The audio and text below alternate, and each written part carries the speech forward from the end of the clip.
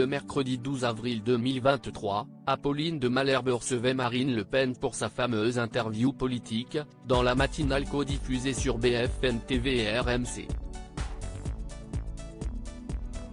La présentatrice s'est laissée aller à une comparaison étonnante entre la présidente du Rassemblement national et un humoriste.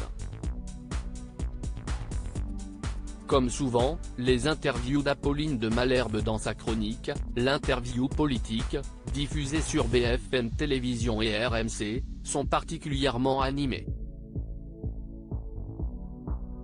Le mercredi 12 avril 2023, la journaliste recevait Marine Le Pen.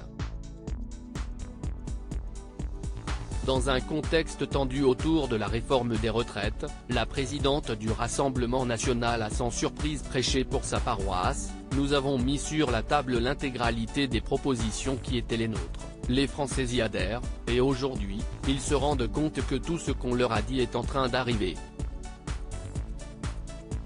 Ils se disent que le Rassemblement national sont ceux qui sont le plus lucides, qui ont fait les bonnes analyses et qui aujourd'hui proposent les bonnes solutions.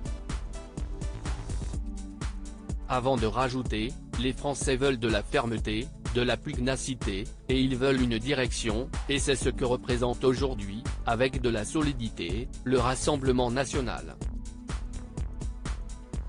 Ce n'est pas très glorieux, mais si est peut-être ça votre stratégie, ne pas faire grand-chose quoi, un ton ferme employé par Marine Le Pen qui est certainement dû en partie à la comparaison osée faite quelques minutes avant par Apolline de Malherbe envers la fille de Jean-Marine Le Pen. Est-ce que vous avez vu LOL? Vous voyez ce que si est LOL? LOL, si est cette série qui cartonne sur Amazon. Le principe, si est grosso modo un loft. Et la règle, si est que si on rit, on sort, entame alors la journaliste.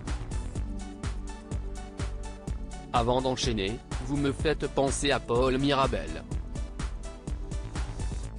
Paul Mirabel, si est cet humoriste qui ne fait rien, si est à dire que pendant toute la série, il est passe-partout, il fait de temps en temps une petite pichenette pour faire tomber un adversaire, sinon, il ne prend aucun risque et ça marche, parce qu'il arrive en finale. Est-ce que si est ça votre stratégie? Ce n'est pas très glorieux, mais si est peut être ça votre stratégie, ne pas faire grand-chose quoi. Il n'en fallait pas plus pour que l'ancienne conseillère régionale du Nord-Pas-de-Calais rétorque fermement à ses propos, mais je ne vous autorise pas à dire cela, car si est totalement faux.